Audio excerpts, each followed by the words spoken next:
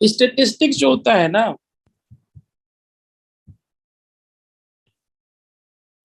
उसको लेमन करके हम बोलते हैं measure of central tendencies. Yes sir.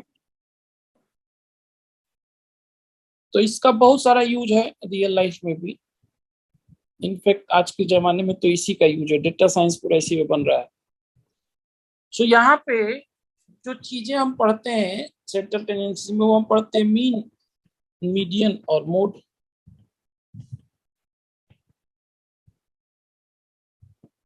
अब मीन जो है ना, उसके विषय में तुमने पढ़ा होगा कि मीन या फिर एवरेज, या फिर हम इसी को बोलते हैं arithmetic mean, these are all same. ठीक है, सेम ही बात करते हैं। अर्थमेटिक मीन भी वही है जो मीन है। और यदि तुम्हारे पास रॉ डेटा है, खूब सारा डेटा है, सो रॉ डेटा के ऊपर ये एक्स बार की वैल्यू हो जाती है सिग्मा एक्स अपन एन, या हम इसको लिखते हैं सम ऑफ ऑब्जर्वेशंस। याद आ रहा है ये सब, नाइन्थ में पढ़ा यस होगा। सर। Yes sir. तो हम इसको बोलते हैं sum of observations divided by number of observations.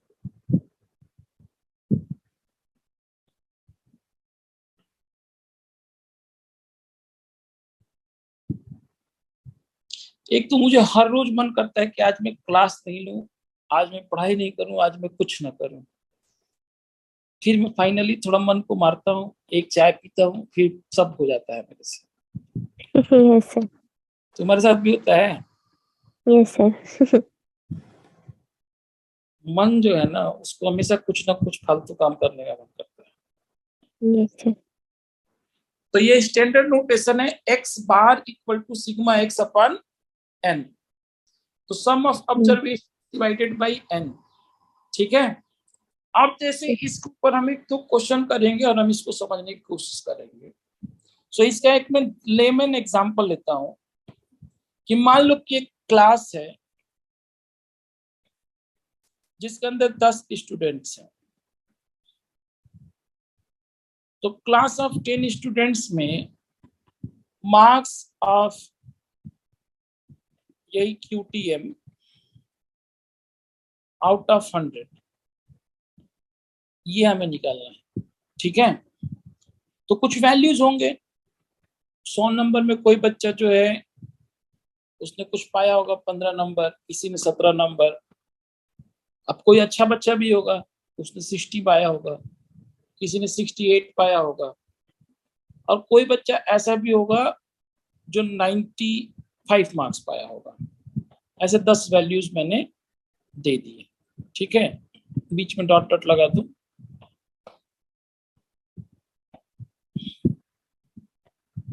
So basically हम ये देख रहे हैं कि जो एवरेज होगा, इन्हीं सबको जोड़ के डिवाइडेड बाई 10 कर देंगे तो आ जाएगा। मान लेता हूं कि इसका जो एवरेज मार्क्स है वो आ जाता है, ले लो कुछ भी, जैसे 60 मान लेते हैं। ठीक है, जो एक्स बार है मेरा। तो ये एक्स बार का मतलब क्या हुआ? What does it actually mean?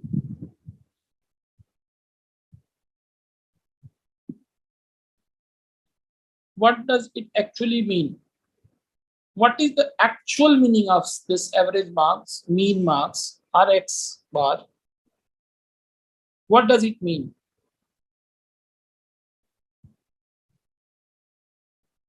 बोलो।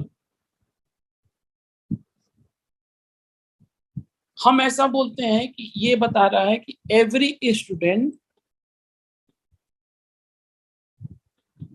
Has marks near by 60। But ये थोड़ा सा मिसलीडिंग नहीं है? Yes sir. ये मिसलीडिंग क्यों है? क्योंकि जो तुम्हारे पास डेटा सेट है ना, वो बहुत छोटा है। ये मिसलीडिंग है क्योंकि तुम्हारे पास जो सैंपल साइज है ना, डेटा सेट या सैंपल साइज,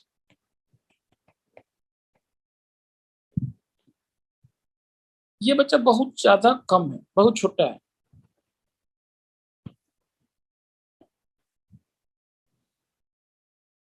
यदि यही वैल्यू बहुत ज्यादा होती, if the data set was quite large,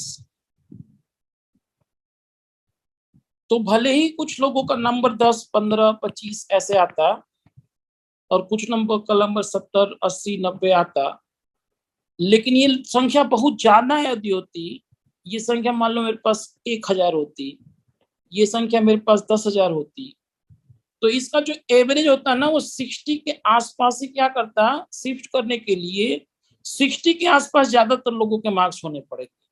बात समझ में आ रही है? या तो 60 से थोड़ा कम या 60 से थोड़ा ज्यादा। समझ में आ रहा है कि नहीं आ रहा है? सो ये लार्ज डेटा सेट के लिए ये मिसलीडिंग नहीं होगा, ठीक है ना? क्योंकि एवरेज में ये जो क्या करेगा ना, बहुत ज्यादा कम नहीं कर पाएगा, और ये जो है वो बहुत ज्यादा नहीं कर पाएगा यदि यहाँ पे आसपास वाले वैल्यू खूब सारे हो। तो यदि मैं इसको डेटा सेट को ऐसे दिखाने की कोशिश करूं, यहाँ पे मैं यदि मान लो 60 रखता हूं, तो तुम्हें डेटा सेट में इसके आसपास सारे पॉइंट्स दिखेंगे। यहाँ पे भी एक दो दिख जाएंगे, कुछ इधर भी दिख जाएंगे, लेकिन तुम्हें ज्यादातर पॉइंट जो दिखेंगे ना वो बिल्कुल इसके आसपास दिखेंगे। बोलो, बात समझ में आ रही है? हेलो,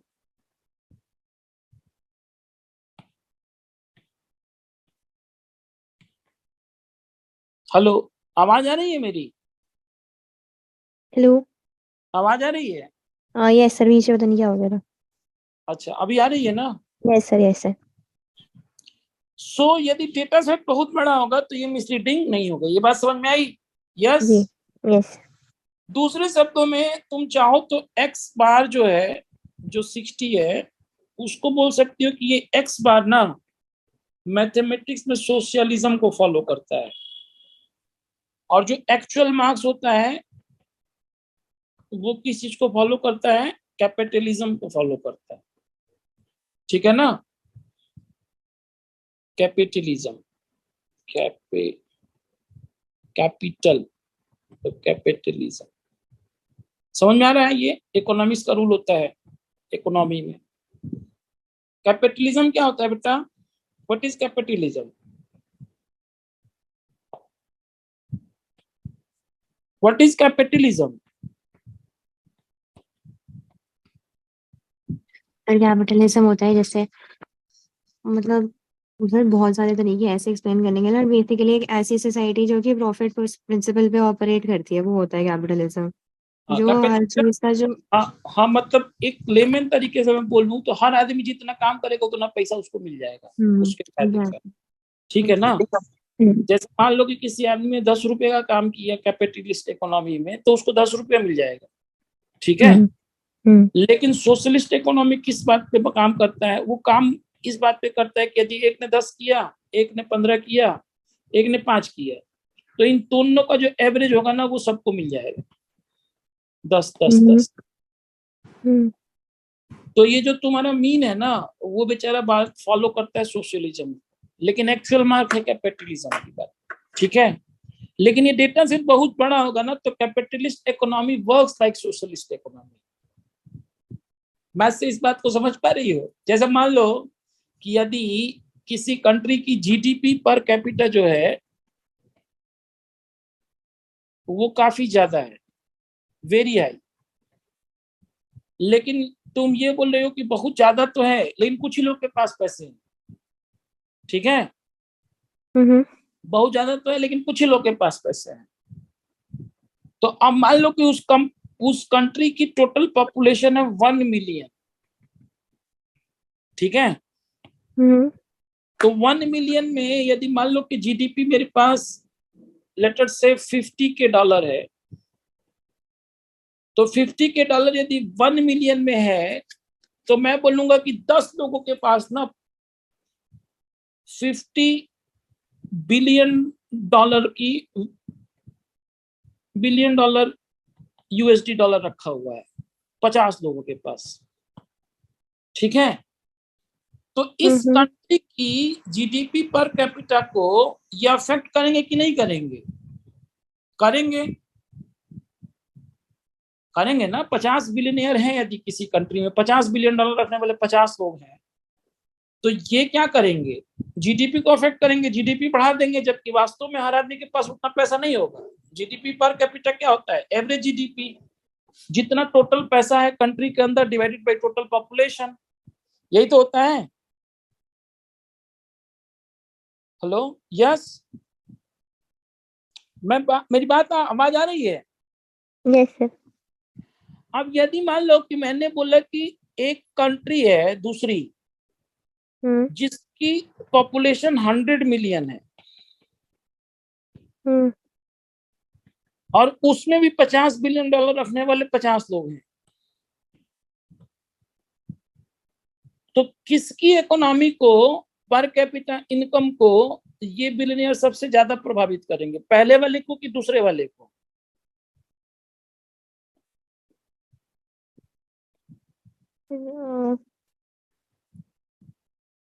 $1 मिलियन रखने वाले, 1 मिलियन पॉपुलेशन वाले लोगों के पास 50 लोग ऐसे हैं जिसके पास $50 बिलियन है, और दूसरा एक कंट्री, ये एक कंट्री ए है, ये कंट्री बी है।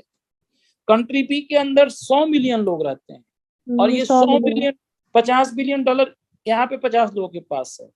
Per capita income, GDP per capita किस कंट्री की ज्यादा होगी? हाँ सर, जिससे पॉपुलेशन कंपैरेटिवली कम है। कम होगा। Yes sir. यानी कि ये जो 50 बिलियनियर हैं वो किसको ज्यादा इफेक्ट कर रहे होंगे? ए वाले को अफेक्ट कर रहे हैं ना, बी वाले के रिस्पेक्ट में। यानी कि बी वाले कंट्री में 50 बिलियनियर भले ही हो, लेकिन यहाँ पे जो पर कैपिटा इनकम है उसी के आसपास एवरेज होने की संभावना ज्यादा है। Yes sir. समझ में आ रही है? आ रही है बात?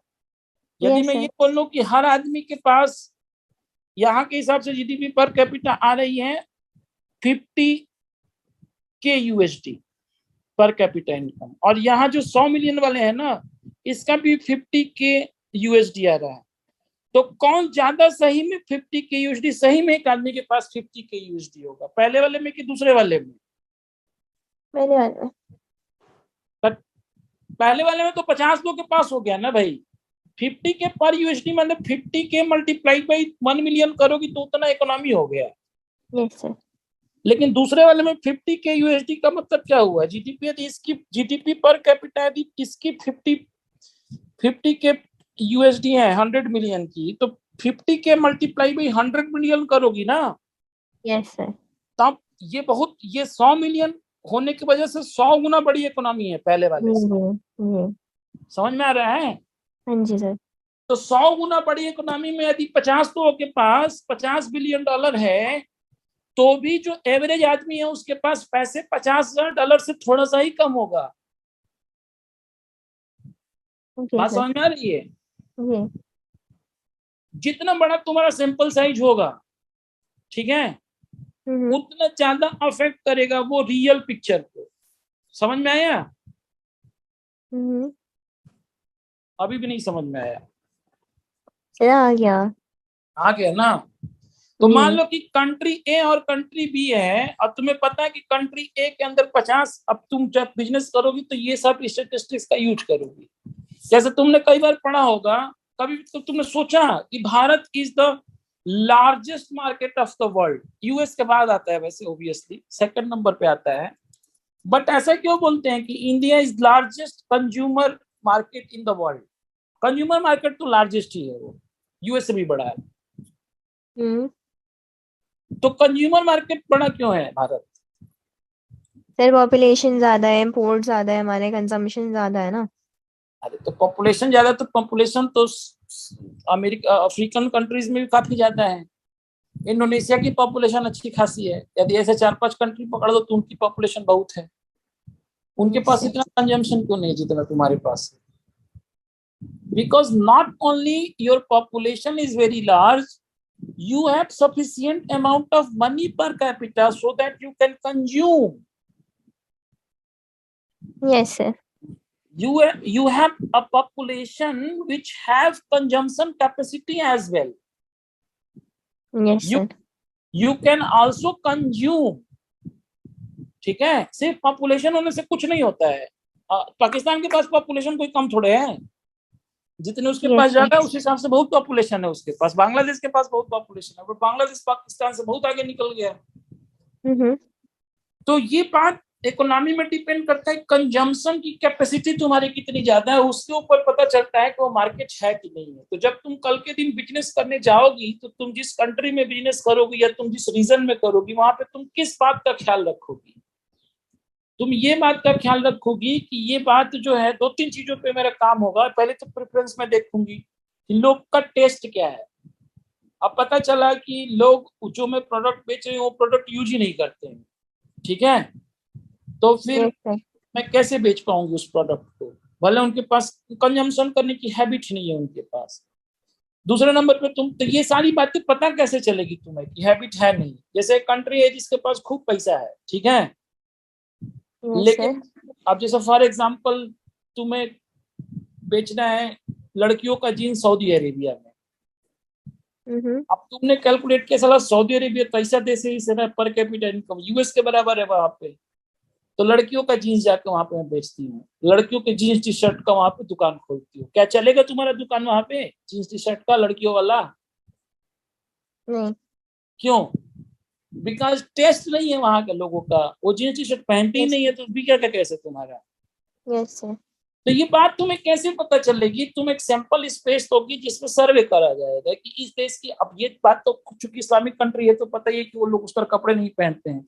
लेकिन यदि मान लो कि यदि यही चीज टूथपेस्ट की बात हो, यही चीज बाकी दूसरे प्रोडक्ट की बात हो जिसके विषय में हम उतनी ज्यादा जानकारी ना हो, तो then we have to study about it more thoroughly, ठीक है ना। ठीक है ना। Yes sir. चलो अब हम इसका तब तुम्हें समझ में आएगा कि ये तब उस केस में तुम्हारा जो ये मीडियन है, मीन है, उसकी वैल्यू का हमें कोई फर्क पड़ेगा। अब हम कुछ कुछ और टर्म्स देखते हैं इसके अंदर। तो इसके टर्म के अंदर सबसे पहले चीज तो क्या होता है, हमारे पास एक्स होता है।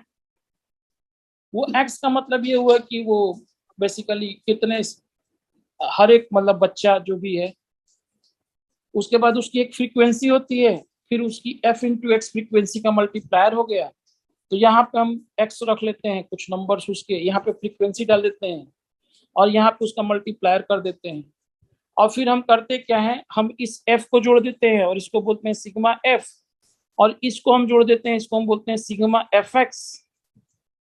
और हम बोलते हैं कि जो मेरा एक्स बार होगा ना वो हो जाएगा sigma f x, sigma f x upon sigma f, ठीक है ना। Yes sir. ये भी वही बात हुई, sum of observations divided by number of observations, वही तो है। ये सम ऑफ ऑब्जर्वेशंस है, एफ एक्स क्या है, सम ऑफ ऑब्जर्वेशंस,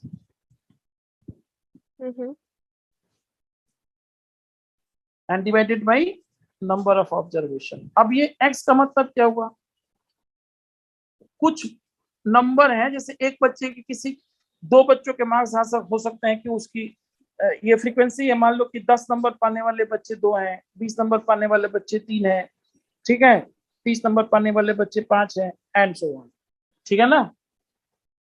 तो उस यस केस में सर। हम लोग डायरेक्ट इस तरह से करते हैं, क्योंकि हमारा काम ये होता है कि हम एक ही को पकड़ के मल्टीप्लाई करने की बजाय ऐसे एक सेट बना लेंगे और इनको रख लेंगे, एक्स के मार्क्स को इस तरह से रख लेंगे, ठीक है ना। तो अब यस सर। जो ये जो बात होती है उसके लिए हम लोग क्या करेंगे कि हम कहेंगे, अभी इसको हम लोग कहते हैं ग्रुप।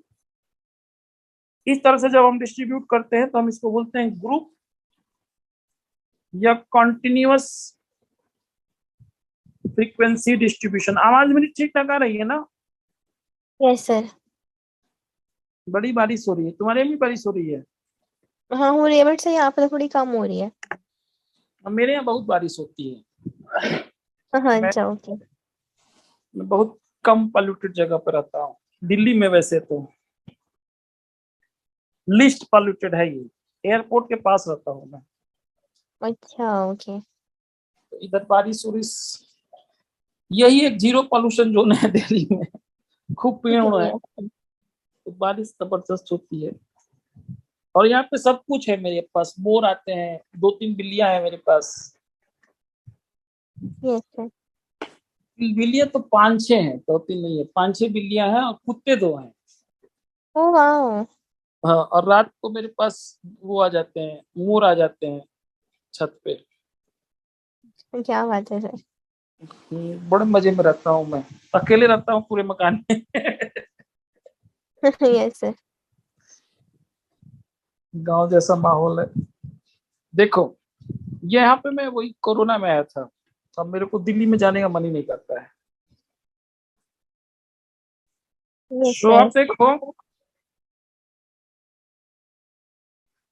अब दिल्ली में देखो भविष्य में, दिल्ली में जाए भी तो क्या जाए, इतना पोल्यूशन हो गया है वहां पे। एक तो प्रॉपर्टी का भी दाम इतना महंगा है वहां पे, करोड़ रुपए का फ्लैट मिलता है, यस सर। उतने में मैं कोठी में रहता हूँ यहाँ पे। सही है सर। 1.5 सिग्मा एफ, फिर पोल्यूशन भी नहीं झेलना पड़ता है, यस लोग भी सर। नहीं है ज्यादा यहाँ पे, लोगों से भी दूर रहता हूँ, यस सर। शांति रहती है। मेरा एक दोस्त आया था, वो एडिशनल कमिश्नर है, अंडमान अंडमान उसके अंडर में है अभी। तो बोला क्या बे साले तू, मैं अंडमान में, मेरे को लग रहा था कि मैं एकदम ऐसी जगह पर रहता हूँ एकांत में, तुम तो साले दिल्ली में एकांत में इतना रहते हो।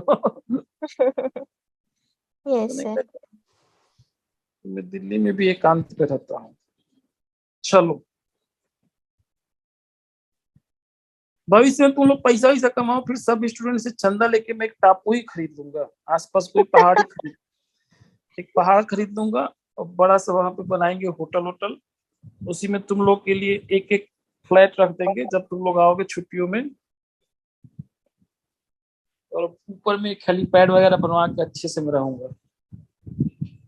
बच्चों यस को सर। मैंने बोला हुआ है सबको, बाद में मेरे लिए सबसे बढ़िया काम बाबा वाला है। इतने जानकारी होने के बाद और कुछ काम तो हो नहीं सकता है, और इस देश में बाबा कम भी हो गए हैं सही वाले, यस सर। फ्रॉड वाले तो बहुत हैं। तो दाढ़ी उड़ी बढ़ाता हूँ, पीएचडी बस मेरी बाकी रह गई, वो कर लेता हूँ, फिर बनूंगा बड़ा वाला बाबा। अब देखो, ये हमारे पास, मान लो कि तुम्हारे पास कुछ इंटरवल्स है, जैसे 0 से 10 के बीच में मार्क्स पाने वाले लोग, उनकी फ्रीक्वेंसी है 6, ठीक है। और वो जो है एक्स, मतलब हम बोल रहे हैं कि वो बच्चों का, अब इसमें हम करते क्या है कि एक इंटरवल ले लेते हैं, ठीक है। यहाँ पे जो है कॉन्टिन्यूस, अब जैसे मान लो कि 0 से 10 मार्क्स पाने वाले लोग जो होंगे, वो कोई बंदा 3 पा रहा होगा 0 से 10 के बीच में, कोई बच्चा मान लो 5 पा रहा होगा, कोई बच्चा 6 पा रहा होगा, कोई 7 पा रहा होगा, ऐसे पा रहा होगा ना। तो हम क्या करेंगे कि इसका मीन ले लेंगे, तो इसका मीन क्या होगा, 5 होगा, ठीक है। तो यहाँ पे मैंने रख लिया 5, ठीक है। बोलो, बात समझ में आ रही है। Yes sir.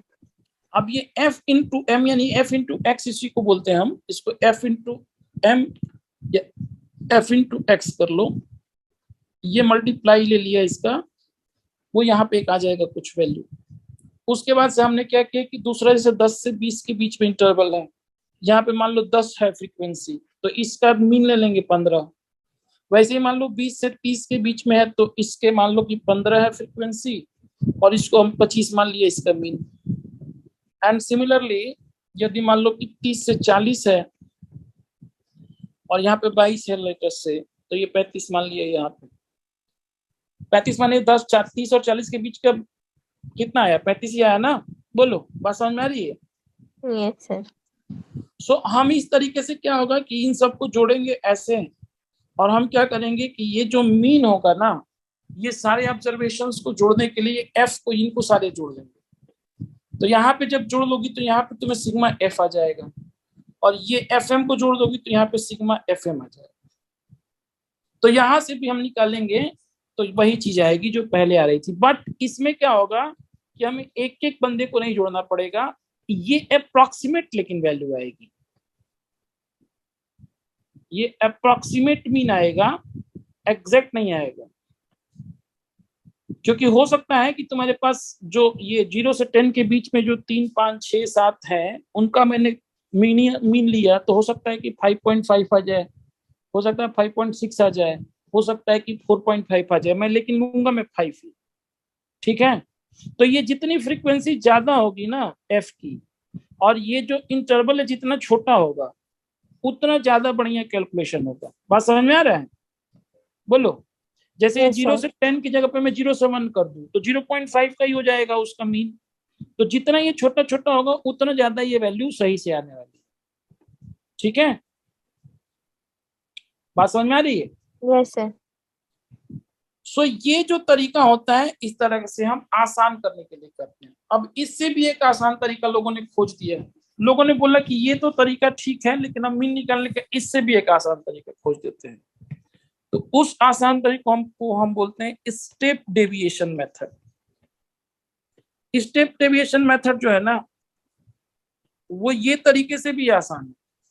तो उसमें उन्होंने क्या बोला कि जो एक्स बार है ना, उसको हम डिफाइन करेंगे A plus sigma f d upon sigma f into डब्ल्यू, और यहाँ पे जो डेविएशन होगा उसकी वैल्यू मैं रखूंगा एक्स माइनस ए अपान डब्ल्यू। अब ये बात क्या है, ये मैं तुमको बताने जा रहा हूँ। जैसे कि यदि ये तुम्हारे पास खूब सारा जो ये जो डेटा था,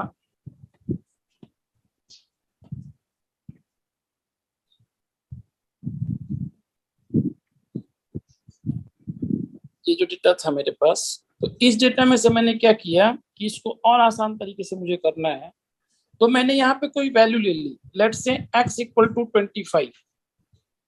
ठीक है, तो जब तुम x इक्वल टू 25 करोगे, तो इस जगह पे मैं क्या लिखूंगा, 25 माइनस ए। अब ए क्या है इसके अंदर, ए ये वैल्यू है जो 5 हम बोल रहे हैं। ठीक है, यस सर। सो एक मिनट,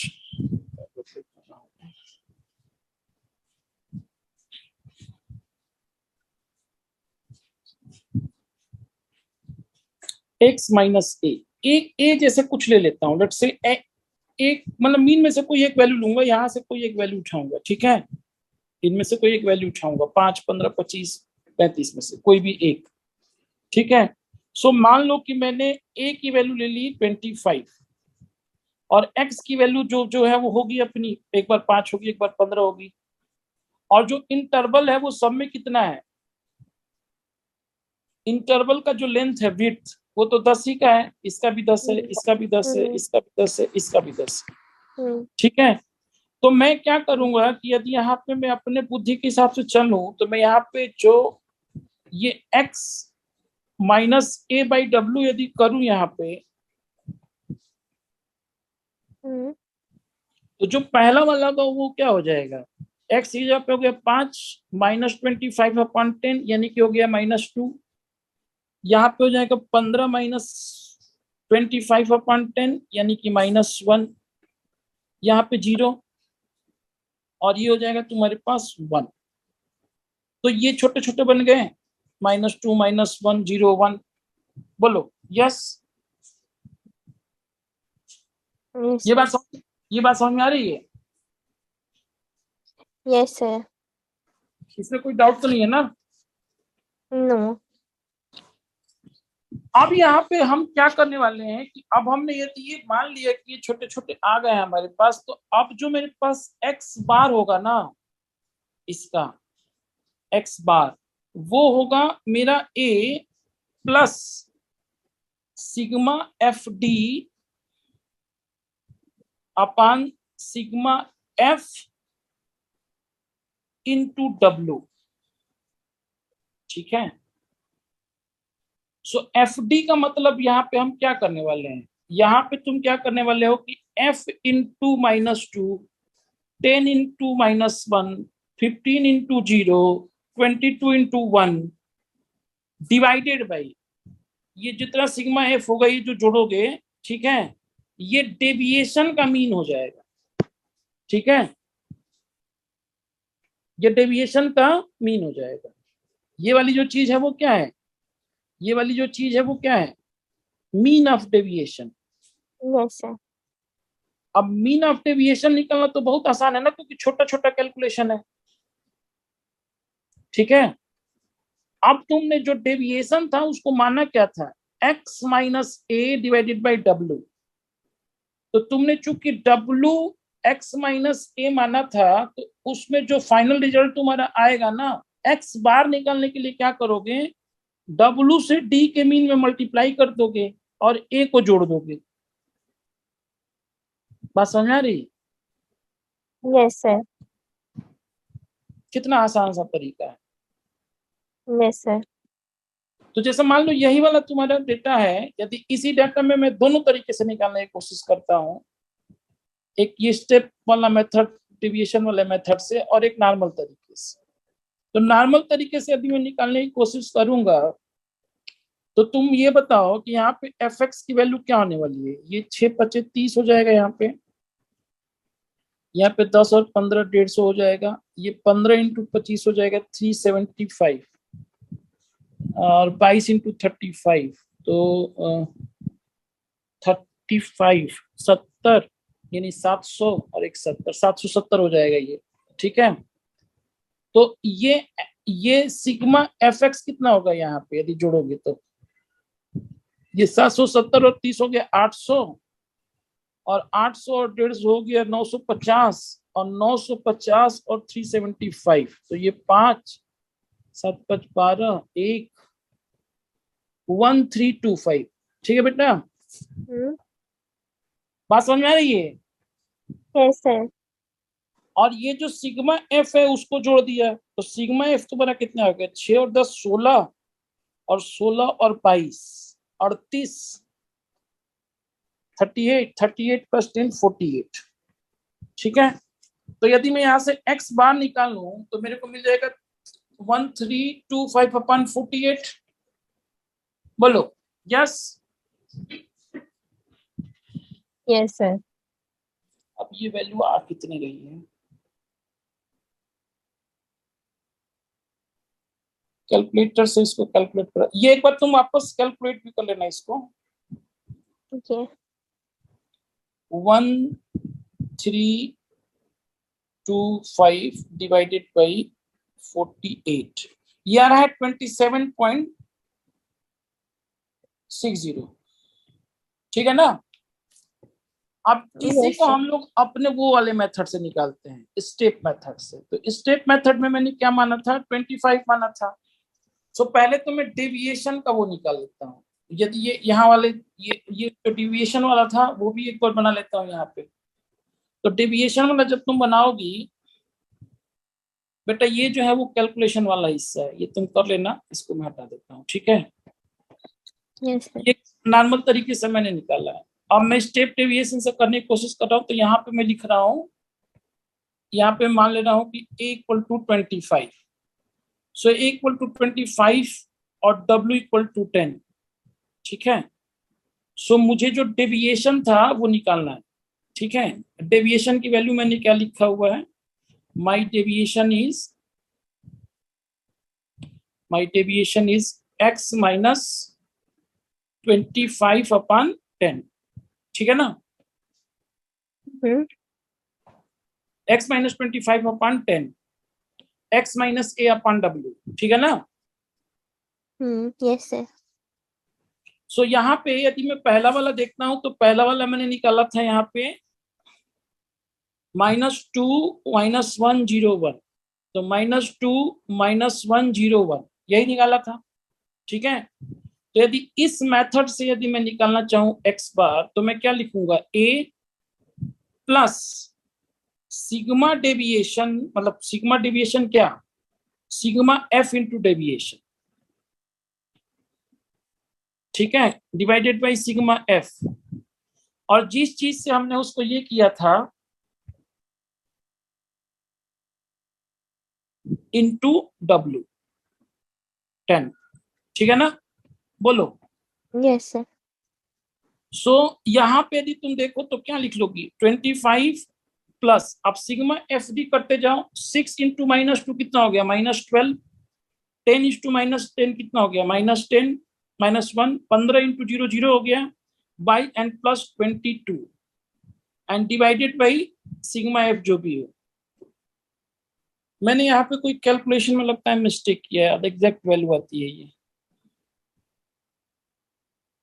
यस सर। यहाँ पे मेरे कैलकुलेशन के हिसाब से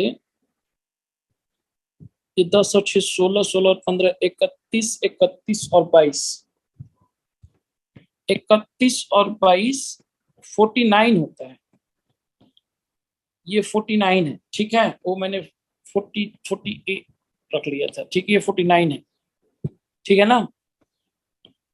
सो ये जो वैल्यू आ रही है ये मेरे पास आ रही है 25 प्लस 0, ठीक है, यानी कि 25। और 1325 में यदि तुम 1325 में यदि 49 से डिवाइड करती हो तो 27 आ रहा है, कहाँ गड़बड़ी कर दी मैंने,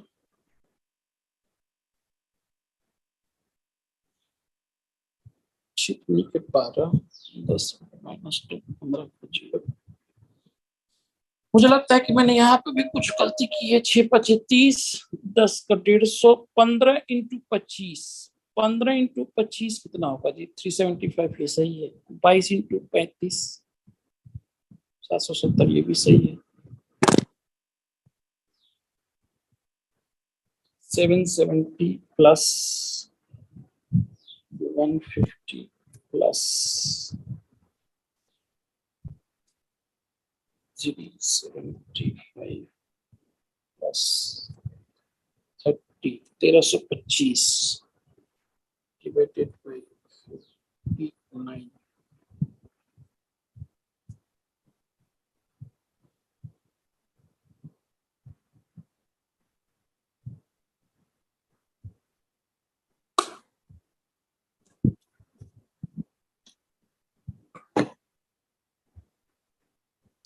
ऐसा कैसे हो सकता है?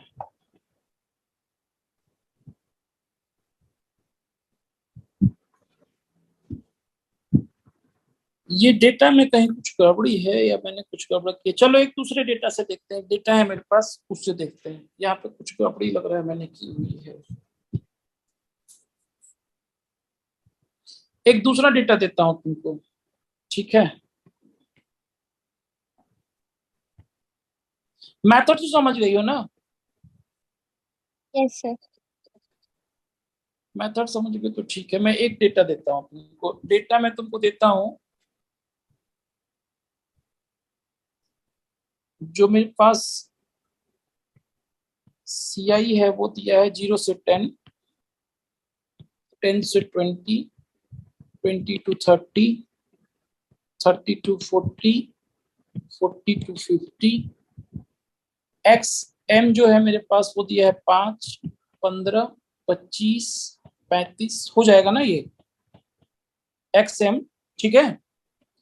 F दिया है मेरे पास 8, 11, 6, 9, 6। अब यहाँ पे जो D है डेविएशन, मैं 25 बीच में मान लेता हूँ, बीच में 25 आ रहा है बिल्कुल, ठीक है। सो डेविएशन में यहाँ पे मान लेता हूँ x - 25/10, ठीक है ना।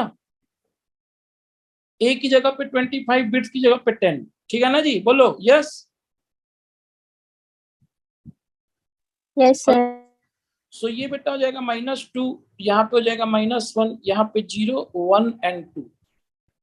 अब देखो, अब हम लोग F और D को भी साथ में मल्टीप्लाई करके ही लिख लेते हैं। यहाँ पे मैं लिख लेता हूँ F इंटू डी। तो F इंटू डी का मल्टीप्लाई करोगी तो यहाँ पे आ जाएगा -16, यहाँ पे आ जाएगा -11, यहाँ पे आ जाएगा 0, यहाँ पे आ जाएगा 9, यहाँ पे आ जाएगा 12। और ये तो F एंड D का मल्टीप्लीकेशन है, यहाँ पे F एंड X का भी मल्टीप्लीकेशन लेते हैं। तो ये आ जाएगा तुम्हारे पास 5 इंटू 8 40, यहाँ पे आ जाएगा 165, यहाँ पे ये कैलकुलेट किया है मैंने 150, 315 एंड 270, ठीक है, ओके। अब ये जो चीज है ना, ये जब चीजों को जोड़ोगी तो ये वैल्यू आ रही है तुम्हारी -6, ठीक है। ओके, और यदि हम ये सिग्मा एफ को जोड़ेंगे तो ये आ जाएगा मेरा 40। ठीक है ना जी, बोलो यस। हेलो हेलो, आवाज आ रही है? Yes sir, yes sir. तो अब एक्स बार निकालने का जो मेरा तरीका है वो है A plus sigma f d upon sigma f into डब्ल्यू। तो ए हो गया मेरे पास 25, सिग्मा एफ डी की वैल्यू आ रही -6, सिग्मा एफ की वैल्यू है 40 इंटू 10। तो ये वैल्यू तुम करोगी तो ये कट गया, तो -6/4 यानी कि -1.5 यानी कि 23.5 आया इस तरीके से एक्स बार। दूसरे तरीके से क्या होना चाहिए, इन सब का जो समेशन है वो डिवाइडेड बाई 40 कर दे तो वैसे भी आना चाहिए sigma f x upon sigma F, जो मेरा नॉर्मल तरीका था। तो इन सब को मैं जोड़ता हूं, तो इन सब को जब तुम जोड़ोगी ना, मैंने जोड़ के रखा हुआ है, तो ये 940 आता है। सो 940 डिवाइडेड बाई 40 जब हम करेंगे तो ये भी 23.5 आएगा। ठीक है ना? Yes sir. वो वाले डेटा में कुछ गड़बड़ी तो हो गई थी, वो कैलकुलेट करूंगा मैं वापस, वहां पे मैंने ये वाला डेटा में कुछ गड़बड़ी है, डेटा में गड़बड़ी है, मैं कुछ गड़बड़ी कर ही रहा था, लग क्या गड़बड़ी कर रहा था। कोई नहीं, समझ में आ गया ना तुम्हें? Yes sir. तो एक काम करता हूँ, इसको यहाँ से निकाल देता हूँ, वही वाला रखते हैं। ठीक है, यस सर।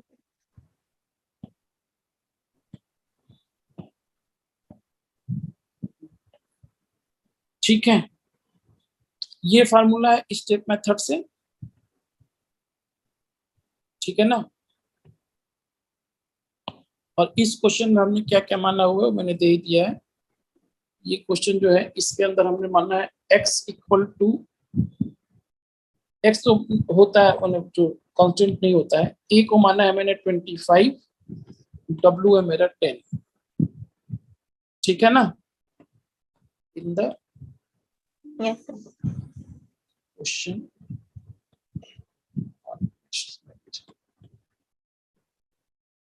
ठीक है, बात समझ में आई? तो ये दूसरा तरीका है जिससे हम इसको निकाल पाएंगे। अब उसके बाद से क्या आता है, तुम्हारा जो अगला सेंट्रल टेंडेंसी होता है उसको हम लोग बोलते हैं मीडियन। सो मीडियन बेटा क्या होता है, बताओ व्हाट इज मीडियन?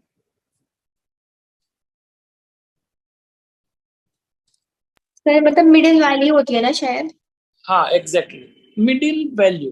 तो इसमें हम क्या करते हैं, जो रॉ डाटा होता है तुम्हारे पास उसको तुम थोड़ा सा ठीक करती हो।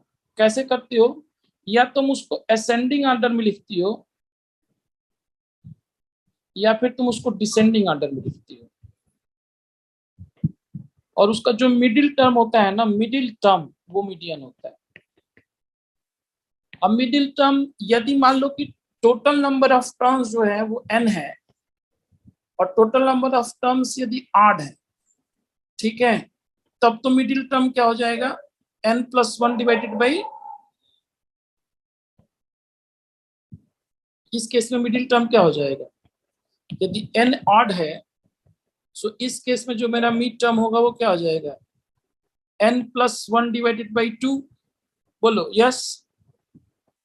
मान लो कि तुम्हारे पास n की वैल्यू 3 है तो मिडिल टर्म इसका क्या हो जाएगा, 3+1/2 यानी कि सेकेंड टर्म।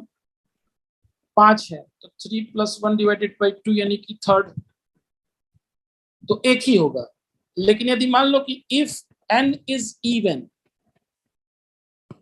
ठीक है, तो यदि इवन होगा तब मिडिल टर्म क्या होगा, तब मीडियन क्या होगा, क्योंकि मिडिल टर्म अब इसमें 2 होंगे ना। Yes. तो मिडिल टर्म जो होता है इस केस में वो इन दोनों का मीन होता है।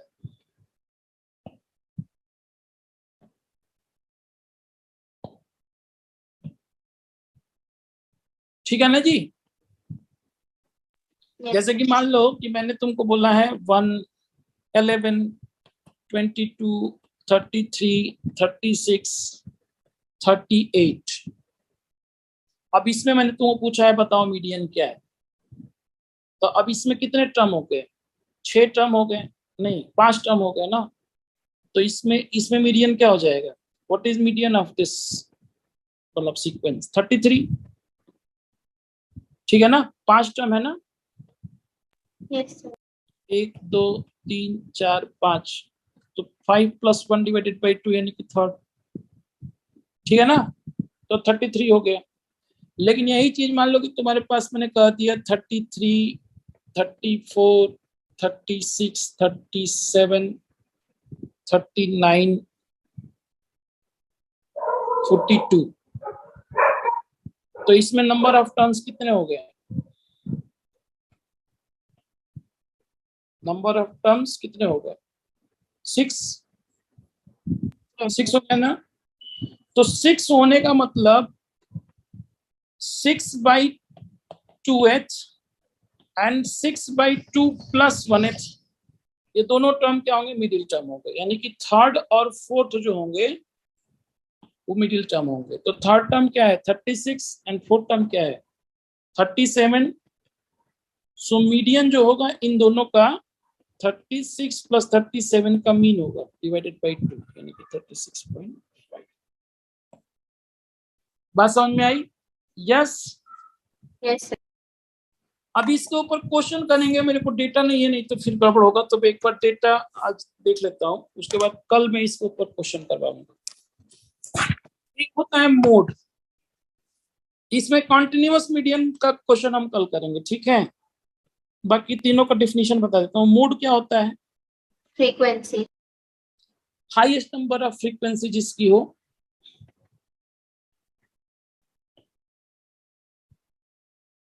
जैसे मान लो कि 1 1 2 2 3 3 3 4 4, तो इसका मोड क्या हो गया?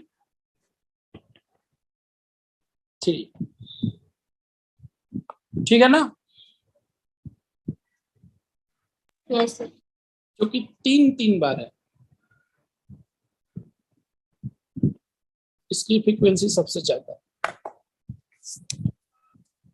तो अब हम